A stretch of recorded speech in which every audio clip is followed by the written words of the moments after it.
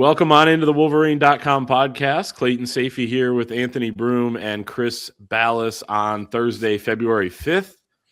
Happy birthday to John Beilein, the winningest coach in Michigan men's basketball history. We got a lot to get into. Make sure to give us a like on the video if you're watching on YouTube, subscribe to our channel, and head to the Wolverine.com. We got all your coverage throughout the season, throughout the offseason for football, spring ball in, 5-6 weeks here coming up. All of it over at thewolverine.com. $1 gets you in behind the paywall for 5 days of access. Big game for Michigan tonight. I guess they're all big when you're chasing a championship and, trying to keep pace, at least, with Illinois. We'll talk about a little bit of the Big Ten here in just a second. But Michigan opens on BetMGM as a 25.5-point favorite over Penn State tonight. A team they beat by 2 the first time around. I don't know if I've ever seen a split like that, but then you think about it and, it feels about right. I picked Penn State to cover, but not by much. So should be good with Michigan after 6 days off here. What's the spread? 25.5. That's way high. It's high. It's a big spread. I would probably bet Penn State to cover that if I were a betting man in this case, as it pertains to this game. But it should be interesting. I think that so much of it now is the response. How do you respond to coming off arguably the most emotional week of your season with the 2 top 10 wins that you had? Certainly the one last Friday night in East Lansing, which seems like forever ago, but plot lines from that game continue well into this week. So, like you said, I think it's all about, not to overstate it, but when you have a game like that, win or lose, the only thing that matters is what comes next. And for a team like Michigan State, you went to Minnesota yesterday and lost a game. So you got to be on guard in this. I thought it was kind of funny too. That happened a couple of days after Dusty May says that, hey, Penn State is better than the record is, and they beat a Minnesota team the other day that is better than their record was, and then Minnesota comes out and they have a top 15 upset win on Wednesday night. So every night in this conference is a war. Michigan's seen that already with Nebraska in that game a couple weeks ago. So I still think they'll win handily, but it's all about it's less about the team on the other side, which they're preparing for the team on the other side, but this is how ready are you to play this game, and how locked in are you to do that? I thought Penn State really came out and with the intensity in the last matchup and kind of took it to them. They weren't afraid to attack the rim. And there were some matchup things. Like I was talking to Dusty May on Monday. He said there were some matchups that give us problems at times, and they didn't have one of their better players. So, but at the same time, this is a team that you should handle at home. The crowd's probably not going to be as wild as it has been for the last 2 games. I think that's pretty clear. There are tickets going for $13, I think. So get up there, people, and get out there and get them on. You can get them for $13, all included, everything included for a Thursday night game against Penn State. So get there. But regardless, hopefully the students show up. This team deserves every bit of support it can get. Man, they've been playing great ball, and it's funny. A lot of people say, well, they haven't been playing the greatest of ball, and they keep beating these teams by 10 points, 12 points on the road at home. So going to be a fun one, I think. And a couple games this week that you should win at Ohio State could be tricky, but get these 2 and then sets up for another really great stretch run here for Michigan basketball. Yeah, and Penn State was without Caden Mingo in that first game. Their leading scorer, leading assist man, starting point guard, a freshman who's really had a good year and hit the game winner against Minnesota over the weekend. And he does get to the rim, 5.2 attempts per game at the rim. So he can break down the defense. And then you have Freddie DeLeon, who I texted Anthony on Saturday morning, as we talked about on the last show. I said, I'm already moved on to worrying about Freddie DeLeon's mid-range jumper. I think he's making over half of his mid-range shots this year, coming off the bench lately. But obviously had the look to win the game last time that Michigan played them in Happy Valley. And then Ivan Juric, the big man, 7-footer, who missed last game with an illness. Nate Bauer of Blue White Illustrated believes he will play tonight just because he was sick, and it's been 4 or 5 days since that game. but he hit a couple threes on pick and pops against Michigan. He's only hit 12 threes on the year, but that's kind of how the season's gone for Michigan. If you've hit 12, and you've played Michigan, probably 2, 3, or 4 of them were against Michigan if you're a big guy. But that is kind of the way it's gone. And yeah, Penn State was more intense in that game. They got all the loose balls. They did a good job rebounding and played better defense than they normally do. They're the worst defensive team in the Big Ten statistically. Ken Palm's got Michigan scoring back in the 90s, so we could see one of these blowout type of games as well. But matchup, maybe not super ideal for Michigan stylistically, but I think they can still figure out a way to win, as you said, Anthony, pretty handily. Illinois, Michigan State will be really interesting on Saturday, and you kind of want Michigan State to win that game if you're a Michigan fan, despite everything that's happened lately. But this what's been going on? Yeah. Well, we'll talk about that in a second. But Illinois last night, I mean, it was one of the most dominant wins I've ever seen in a Big Ten game. 40-point win over Northwestern. It was like 30-9. Northwestern got off to a quick lead early. But, I mean, this Illinois team is just playing on another level right now. And they have that volatility because they shoot so many threes. But when they go down, they beat you by 30, 40. It's kind of like Michigan's run early in the year. It's very similar. There are ebbs and flows like that. And right now they're playing great ball, but it doesn't make them unbeatable, right? And that's what we tried to say about Michigan. It's like, okay, this is not going to last where they're going to beat every team by 30, 40 points. So be happy with the 10-point road win at Washington, or especially a 12-point road win at Michigan State, right? As Clay always says, what's the best kind of win? One or more. If you one or more, especially in the Big Ten on the road. So, but I was just talking to somebody about that Illinois-Michigan State game today, and you're like, hey, he goes, we really want Illinois to win that game, right? And I said, yeah, but if State lost, and be like, oh, all right. You still get to play Illinois at their place and have a chance to beat them. There's a lot on the line. They haven't beaten them, 9 tries or something like that. So, which is absurd. It's time to end that streak. But that is a really good basketball team. They shoot the ball well. They play extremely hard.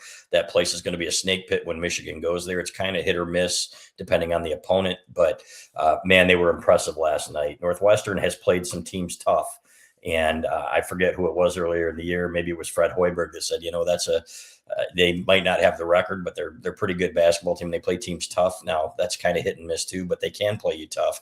And they were just a road bump for Illinois. So lots of ball to be played, guys. To me, the most important thing is to be playing good ball. You might lose a couple of these down the stretch. You play Duke, you play Illinois, you play at Purdue, which is going to be a tough game. Even Ohio State on Sunday could be tricky, right? If you don't show up, and they played Michigan tough the first time. So, but to me, a lot would have to go wrong at this point, I think, for them to not be a 1 seed. And to me, yeah, you want to win titles, but more than anything, it's the postseason that matters.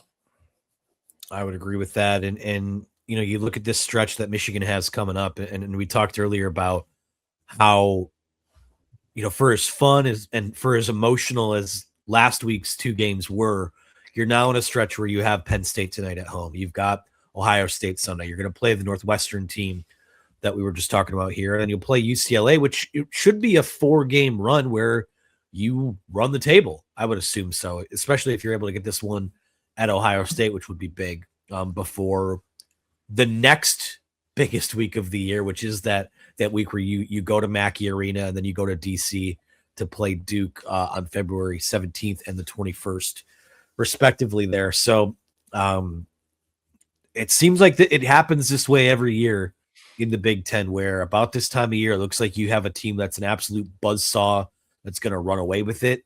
And then lo and behold, Michigan State, typically this time of year, has their a brief downward spiral, and they figure it out. So there are still a lot of ebbs and flows left and plot twists in this Big Ten season. And for Michigan, have they gone through their poor stretch yet? Was that the Penn State and Wisconsin game? Is that all it is, or is there something else down the road? So, how you guard against that, how you're able to come out and handle your business. It truly is day to day, night in, night out. When we talked to Dusty May the other day, they didn't even know who he wasn't even aware at the moment who they were playing after they played Penn State. So it's hyper focused, hyper on yourself this time of year, because these turnarounds are quick.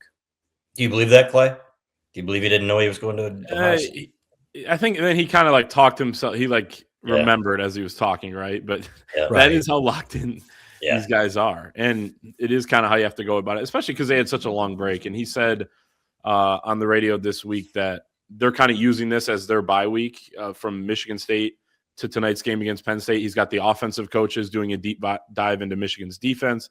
He's got their defensive coaches doing a deep dive into their offense because they chose to use their actual bye for the Duke game, to play top-notch competition in late February when you already have a hell of a lot of that on your schedule in the Big Ten as it is. So this was an important few days for them. I think by now he knows who's coming up, but this is the part of the schedule where you're playing teams for the second time. And you only do that 3 times now. It'll be these 2 games coming up, Penn State, Ohio State, and then the Michigan State game to conclude the regular season. It's too bad you don't get some of these return games more so. But, I guess you get more matchups. You see different styles of ball too. There's a trade-off. But let's talk about Michigan State, Minnesota, and what happened, and really what happened in the post-game press conference afterwards. You have Jeremy Fears, who was tripping guys, elbowing guys in the face, kicked a guy in the groin, and got a technical foul for it. The only one out of those that got called, which is somewhat on brand. I think he's kind of taken it to another level here in the last couple games. Watched a lot of them, and he flops a lot, but this is going even further than he normally does. Izzo took exception, as we talked on Monday's show, with Dusty May just answering a question about, Jeremy Fears tripping Yaxel Lindeborg. And then Izzo last night after the game claiming he didn't like a lot of the calls. He seems to have seen all the calls he doesn't like, but then he doesn't see it when his guy does something controversial. And then, says that, well, of course he's getting baited into it because someone went public with it. When someone goes public and calls somebody out, then you're going to get baited. And so he's almost blaming Michigan, or even the reporter, the innocent reporter who asked Dusty May about the trip on Yaxel Lindeborg, for what happened last night when there were plenty other plays that he didn't get called on that he could have been. Yeah, and I wrote a column about this, and he talks about the hatred for Michigan and, the reason that he doesn't want to talk to his rival, after a game, and that's why the blow-by handshake. And it's like, well, twice last year you talked to him for a couple seconds, after he won, but you can't do it after you lose. Respect goes both ways, and that's what's the column that I wrote today. And I know a lot of Michigan State fans are going to be mad about it, and it is what it is, right? But to me, it's like, you want respect, earn the respect. Respect is earned. And by bringing Dusty May, like it's his fault that your player is doing these dirty things. And, let's be honest, if he had called him, he said, well, call me and talk to me in private. He's going to hang up the phone, and then he's going to call his coaches in there, and he's going to say, hey, look at this Jamoke, trying to tell us, to tell Jeremy Fears to play less physical or whatever. And it's just like, we know it too well, right? We've seen this for so many years now, where it just brings out the worst in him. And I'm, from the people I talk to, I know people who actually lived with Tom Izzo in college. He said he was a great guy and he worked his way up and everything else. But this rivalry brings out the worst in him. And I think that's pretty clear and it's pretty obvious. And there's the cat. So, it really bothers me when I say it really bothers me, to the extent that I don't think about it every day like they think about Michigan every day, and I hate you and so on and so forth. But I think it's a game. It deserves better than that, and he should be better than that. I think I'd be really disappointed if that were my coach bringing up another coach as the reason that his player got busted for dirty play. The whole baiting thing made absolutely no sense, because he's out there. Nobody's instigating him. Right. He's doing these things. It's like, okay, you get a little, physical with somebody, and then you kick a guy in the groin. You fall down. You try to trip a guy twice. You come down from trying to block a shot. You hit a guy in the head. You come down from trying to block another shot, and he's got an elbow in his throat. Nobody's baiting anybody. They're playing basketball. So Jeremy is a good player. Play basketball, kid. Just a lot of the stuff he does reminds me of like. We've all been watching basketball our whole lives. Like, we know what the difference between physical play and the extracurricular stuff is. I mean, sometimes when I watch him play, specifically, if no one could tell, I'm a bit sick here. Last night, I didn't watch the first half of the Michigan State game. I tuned in for the second half, and I was on Twitter for 5 minutes, and there were literally 3 or 4 different plays right at the top of my feed. And it's like watching WWE wrestling in the 90s when the referee gets knocked out or he's not looking, the guy pulls the brass knuckles from under the ring and gives him the old, shot to the plums and all these kinds of things. It's just like, I read Graham Couch's column he did after the fact. We're talking about fears and the extracurriculars and how it kind of needs to stop, because it is like, he is a very good basketball player. The flopping and the foul baiting stuff, that doesn't bother me because that is basketball stuff, like we talked about on Monday. But when we talk to a guy about it, and the explanation is more, oh, that's how I play, and basketball was taken away from me for a year as a freshman, and I'm sympathetic to that situation. But it's not a justification to,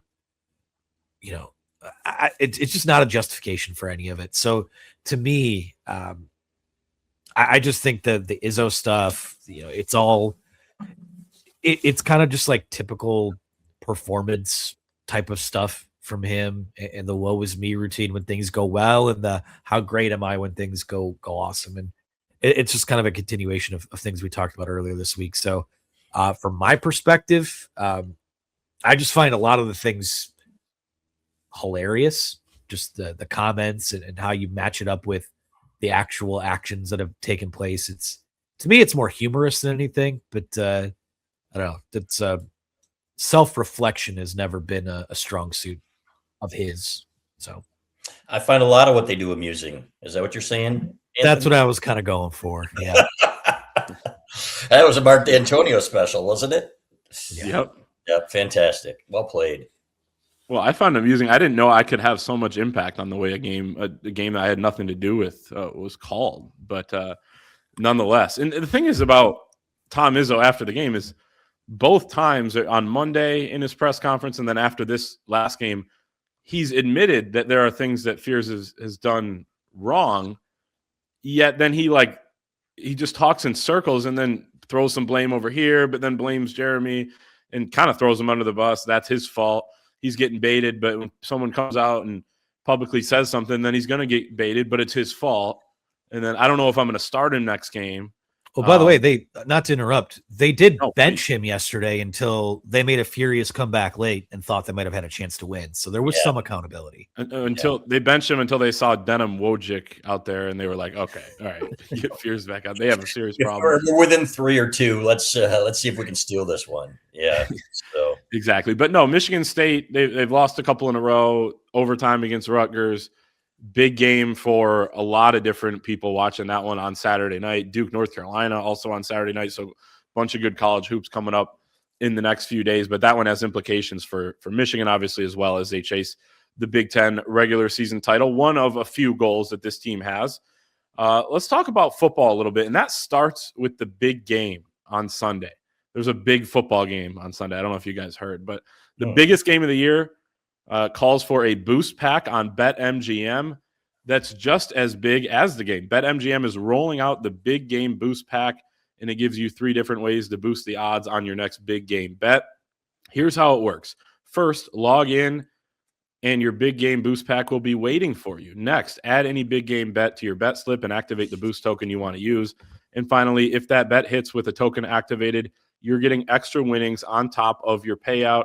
So if you want to add a little more excitement to your big game action, make sure you grab the big game boost pack from BetMGM. Make it legendary. I've already used this and have a couple. I want you guys to let me know if you like these picks or not. But I got a couple Super Bowl props, and we'll just go one by one here. Props. Tails for the coin toss. Thoughts? Never You got fails. a 50 chance to win. That's what I think.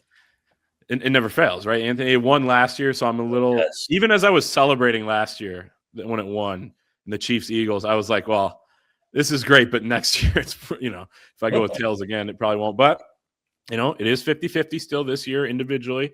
Has nothing to do with last year. Secondly, AJ Barner, anytime touchdown plus 240. Thoughts? I don't think it's going to happen, but I would love it. Love these Michigan men to do well. So prop bets are just sucker bets, aren't they, for the most part? I mean, it's just like over under on the national anthem. They've already heard the the rendition of it, right? It's usually recorded. So that's why they're always within like, wow, how are they in with 0.1 second? Well, because, they can just let the tape go a little bit longer. And then it's, if whoever bet the most, whichever side, then Vegas wins. So I'm not saying it's fixed for any of my mafia buddies out there. I'm just saying it's a bad bet. So save your money but do bet heavily on the Seahawks. And what is the line there, Clay? Let me look. But Anthony, what do you think about it's 4.5 in favor of Seattle? Yeah, Seattle's going to crush. But Barner, so they put Barner in on tush pushes as the quarterback. So that could get him across there. And he was scoring a decent amount of touchdowns in the regular season. He's had a quiet playoffs, but sometimes when a guy on a Super Bowl team has a quiet postseason up to that point, they've only played 2 games, because they had the bye. Then they break out, like a guy who's been reliable all year. And Barner's been a beast for them. So, Anthony, take it or no? Because I took it already, but listen, you should take it. I think you're going to win every single bet you place if you place one. So that's I think I'm heavily in favor of that. I was looking for odds on Mike Onwenu in case he recovers a fumble or something. There isn't anything there. So, but I like that. And then AJ Barner's over under receptions is 2.5. So lots, you can get involved with the Michigan. Yeah, Anthony says go over there. You can get involved with some of the Michigan guys there. Too bad Charbonnet is out for the year, but and also just get involved in the game. Anyway. What's that? Not a Michigan guy anyway. He quit. Yeah, he transferred out, but he's still a Michigan guy. He former Michigan single-handedly won them the Army game in 2019. That's right. That was a huge win. So yeah, there you go. And for a 12th straight year, the Michigan Wolverine will win the Super Bowl. They got guys on each side, so that's pretty cool. Well, that's a great streak that's going. There was only one team in the last 4 there, Denver, that didn't have a Michigan Wolverine on the roster. So there is a guarantee that for a 12th straight year, a Michigan player will win the Super Bowl.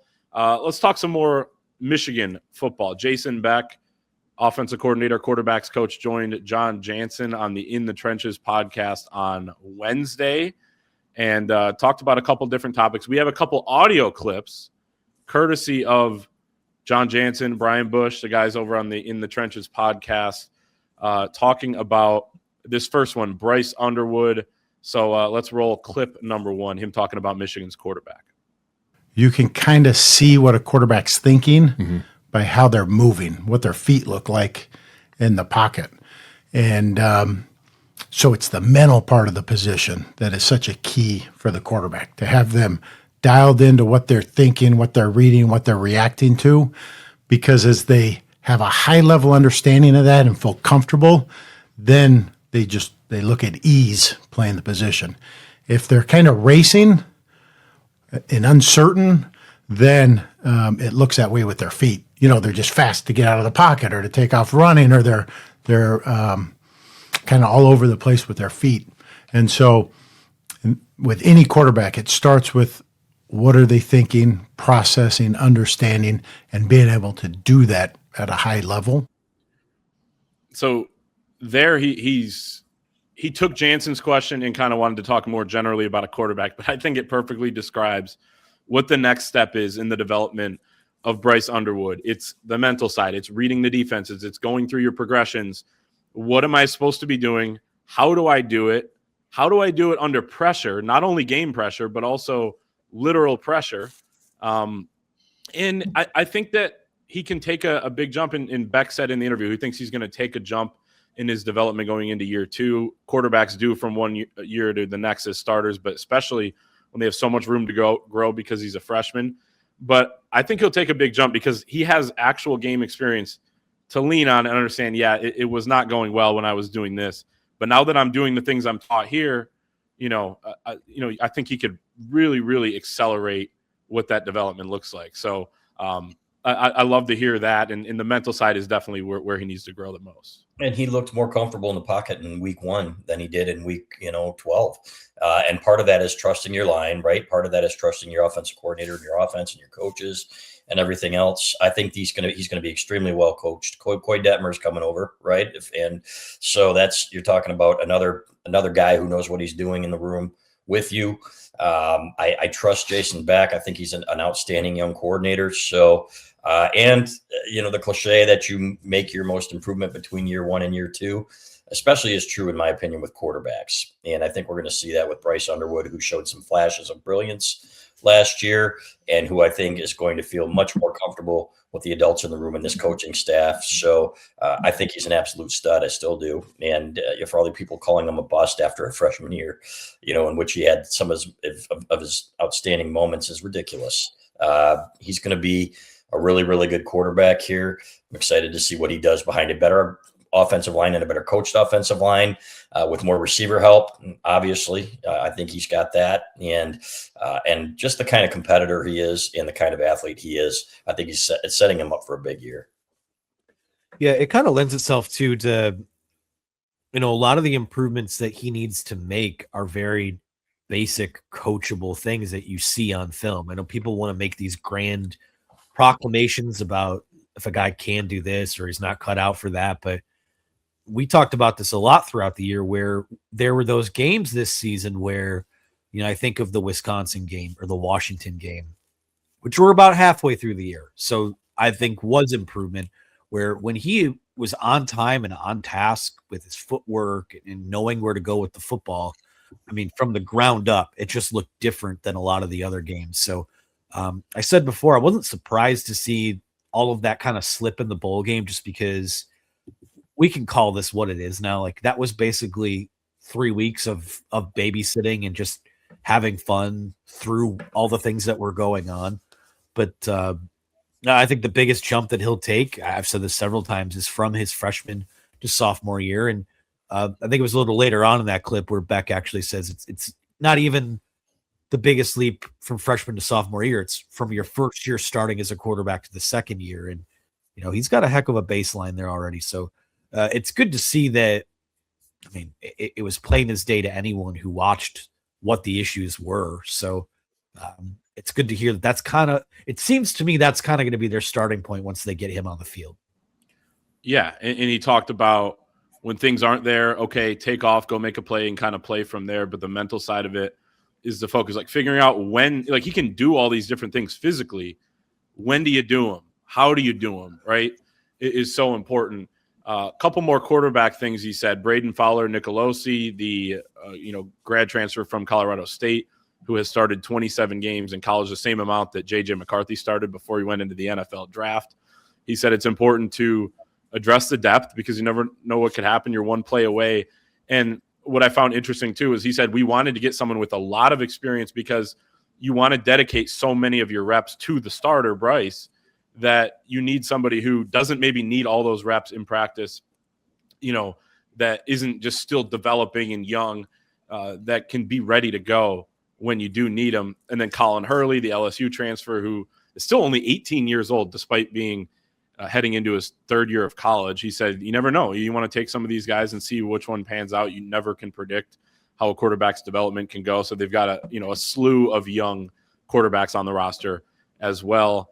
Let's flip it to clip number 2, which is about the offensive system. So he's asked about what is this going to look like? How are you going to implement this? How are you going to start installing your offense here at the beginning of spring ball? We want to install kind of a base of what we're going to do, what we've had success with, what's been good for us. But we're very much driven by the personnel. And so we'll adapt to the offense to the people we have and what they do well. So we'll be versatile that way. Personnel, will we be more 12, more 11, more 10? That will totally be driven by the players in the program and who gives you the best chance to score points to win games. But a lot of it's driven by the quarterback. What does the quarterback do well? And we want to build the offense to his strengths and his talents. And so that can look different based off who the quarterback is and what they do well. After that, we want to look at the O-line. What can the O-line do? Because there's no sense in doing stuff if the O-line can't, block it up at a high level. So we look at what the O-line can do. And then after that, it's all the skill guys we're putting out there with them. And so it's molding the offense to that. So at first, it's kind of put in the base stuff, evaluate, see who's emerging, see what guys are doing really well, and then start building the offense towards those strengths and those capabilities. I feel like you're not going to find an offensive coordinator who says they're not going to adapt their system to the players. So, it's one thing to say it. It is one thing to actually be willing to do it, which all of them probably are not, right? And we've seen that.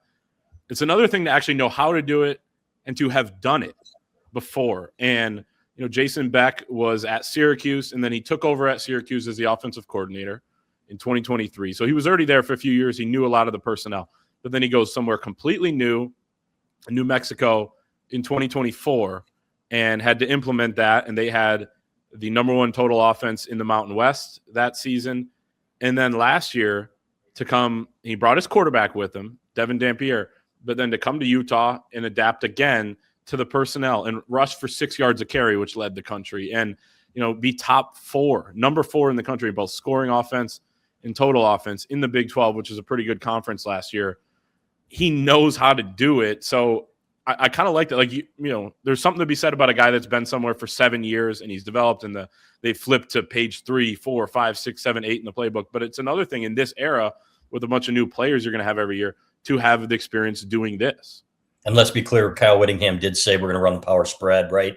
And he talked to Bryce Underwood about that in his first conversation. This is what we're going to do because we think it plays to your strengths. And I think what they're going to find out this spring is that is exactly what plays to his strengths. And they're going to do what fits the quarterback, like he said. So to me, yeah, you can put on a clip and say, okay, this is what any coach would say, right, at this time. And we've heard this from Chip Lindsey. We've heard it from Kirk Campbell, all the previous offensive coordinators.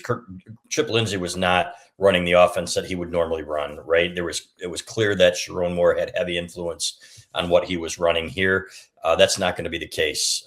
Kyle Whittingham is going to trust his offensive coordinators, and I don't think there's any question about that. Another thing that caught my ear was when he was talking about we're not going to put our offensive linemen in position to do things they can't. How many times this year did Doug Skeen on our podcast, the Ballas and Skeen podcast, talk about guys that were asked to make impossible blocks? He's like, there's no way that Jake Guarnera is going to get here or Andrew Sprague is going to get to this guy or whatever. He said, it's just dumb football, stupid football. I don't think you're going to see that either. And these guys are great football coaches. Again, I'm not going to say he who must not be named was talking about Kyle Whittingham a couple of years ago. It's Urban Meyer being one of the best coaches in the game. He's been around for a long time.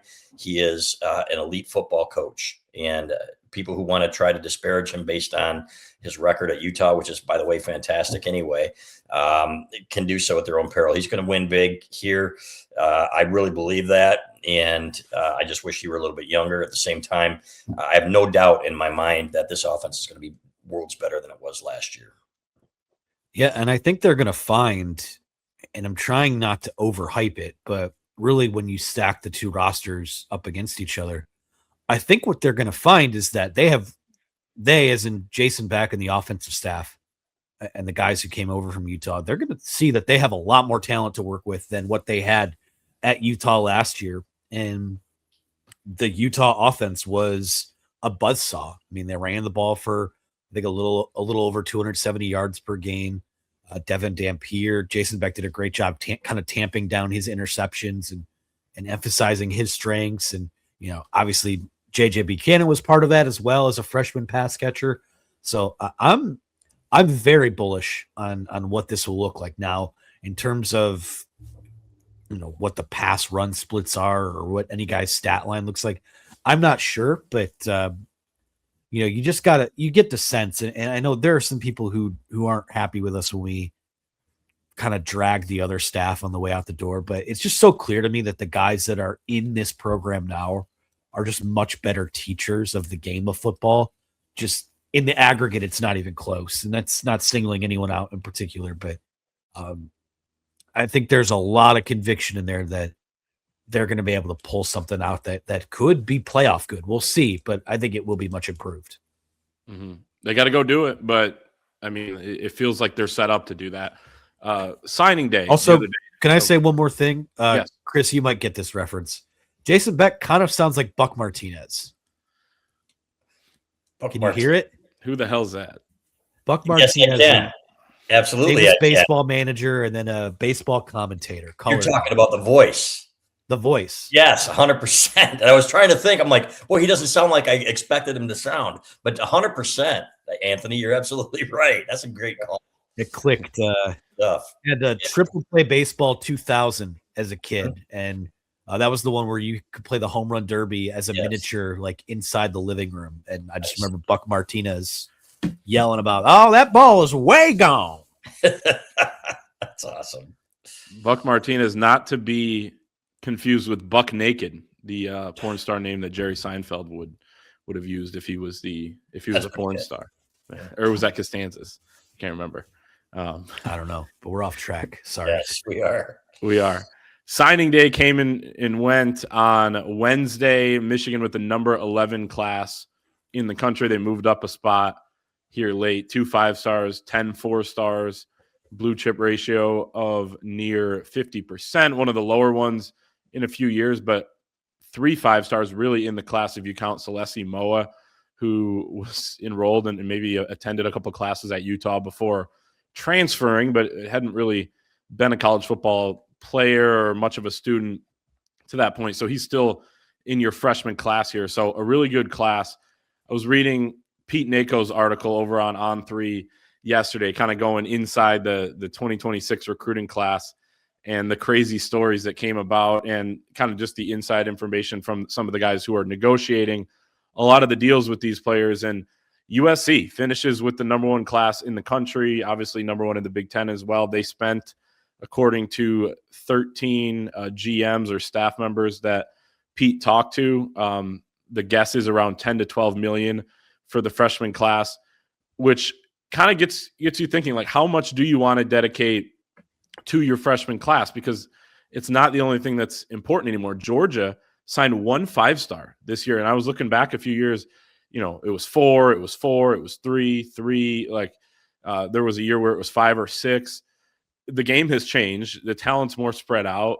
The priority is not only on high school recruiting anymore. And I think of Ty Haywood as kind of an example. You pay a lot to get him, flip him from Alabama, but a year later, there's no guarantee that 1, you want him anymore or that much or want to prioritize him much, and 2, that he wants to be here. So you paid all that money for 1 year. It seems like a waste, but at the same time, if you end up liking a guy and he likes it there, then you have the leg up on having him as a sophomore, retaining him as a junior, you know, that sort of thing. So there's a balance. I think these GMs and coaches are still trying to figure out, but it's really interesting to kind of just sit back and watch how the trends are changing right now in college football. You better be damn sure that this kid's going to be able to help you in year 1 or year 2 and that you're going to be able to keep them, right? That's the thing that I take from it. Number 2, these portal guys that are, are proven are like 6-stars, right? Fernando Mendoza or somebody who's done it at this level and you know what you're getting or has done it at a high level at another school, or like a 5.5-star, right? So, and you know that they're going to be able to contribute immediately. So, there is a balance there. And we're going to be talking to Sean McGee, Michigan's GM, here at some point, and get his opinions on how things are changing and what's the future is going to look like for college football and for programs. I know that they were well over budget this year, and I know a lot of other programs were too. They thought they had their money. They needed more just to keep their roster, because I think more and more people are finding out, guys, that absolutely the portal is just as important now. And we'll see how long that lasts. You can't, again, NIL and the 1-year transfer rule cannot exist together. It just doesn't. It's going to fail at some point, guys. I don't know what the answer is to it, but otherwise you're going to have $100 million rosters funded by oil money, and the schools, you're going to have the New York Yankees and the LA Dodgers every year. And that's great for those schools, but I don't see it lasting. And especially there's no salary cap or anything. So whether it's collective bargaining or whatever, something's going to have to change. Yeah. I mean, it's tough because if a school says a backup offensive lineman that hasn't played any snaps is worth $2 million to them, that now becomes what his value is to the other school, and you can't compete with that. So there's no. I think you're onto something with the have and the have-nots with baseball. Baseball has much better guardrails in place as a professional, collectively bargained sport, and they are speed running their way to a work stoppage here in the next year or so. So for college football to kind of be heading down that road without any guardrails in place, and I know we're a no politics show, no politics site, but you're not going to get any help from Congress here because they can't even agree on what color the sky is on a given day. So leadership and the change has to come from within. But as far as the what is the right way to build a roster? I don't think there is a right way. Everyone wants to be the next Indiana, but Indiana wasn't, Indiana pulled a bunch of guys from James Madison and backfilled with some other guys from the portal. You just got to caution yourself not to overthink it too. Like, why did Indiana win a national title this year? It had very little to do with, what their portal classes were rated, and they did get some high end guys. I'm not gonna downplay that at all, but you financially have to be competitive in the amount of or the guys that you can field out there. But it's still, can you win the line of scrimmage? Are you well coached? Are you clinical on both sides of the ball? And that's if you're that and you can throw a lot of money at your program, you're gonna be in great shape. And thankfully, Michigan is one of the haves and not one of the have-nots. And they have the ability to find a way to strike a balance and do both. But it's tough when there is the market value becomes whatever the highest bidder is offering, and everyone's needs are different. So it's extremely bizarre. We need a lot of change, but I still think Michigan is in a good spot here moving forward. Did you guys hear Mick Cronin? He said basically what you're saying, Anthony. He said the other day that this is baseball. This is not, the NFL. This is baseball because it's not a salary cap league, even though they kind of put the parameters in the House settlement with the revenue sharing, but everyone's just going above the cap. That's the new game now. So the baseline is the quote unquote cap, and then everyone's going above that right now, and you're seeing it. But it's part of the job now for them. But I also thought, Chris, you mentioned oil money in this story. One GM says there's a Texas Tech tax where if Texas Tech is in the mix, the price automatically goes up. And that's why you're seeing a lot of kids list them in the mix and all this different stuff. And they're saying if you get a 3-star commit that you really like and think is underrated, you try not to have much attention on them, because if they move up to a 4 or 5-star, then the price goes up there. So this stuff is crazy. And I'll just leave us with this. The craziest asks, this is a Big Ten GM, so it could be Sean McGee. Who knows? It's anonymous, but it says we had a kid ask for a signing bonus, flight stipend, jersey number choice guarantee, insurance policy, loss of home and disability, vehicle stipend, stipend for rental house, award campaign push, preferred walk-on spot, I think for a friend, tickets to home and away games, and field passes for agents. This is what these guys are dealing with. So it's crazy. Unbelievable. Yep. Well, there you have it. That's going to be our show for this week. We will be back on Monday. Michigan, Penn State tonight. Michigan, Ohio State on Sunday. Keep it locked over on thewolverine.com. Get your prop bets in as well over on BetMGM for the big game that is later on Sunday after Michigan, Ohio State. Like the video if you're watching on YouTube. Subscribe to the channel, and we'll see everyone next time.